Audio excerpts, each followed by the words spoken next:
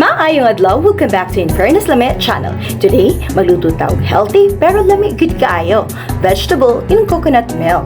Una, i-boil ta ang gabi o kalabasa until humok na siya. Ayaw pugsa ha, luto ra jud ni, di ni relasyon ka pugsanay.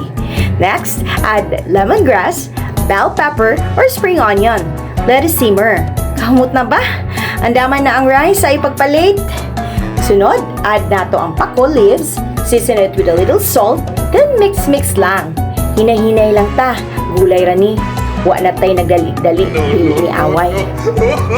Then, here comes the star, our coconut milk. We're using this time Coco Mama. Bacon naman chin.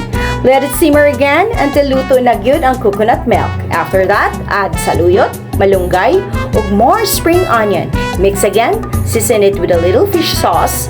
Kaya ang lami, dapat na igamay alat sa kinabuhi. Finally, add our one and only fish. Mo ni atong surprise guests. Nag-inusara siya. Let it simmer one last time, and then that's it. Let's do plating. Pack pang Michelin star Infairness Lami. Please like, comment, share, and subscribe to Infairness Lami channel. Let's get cooking, let's get healthy, and be happy.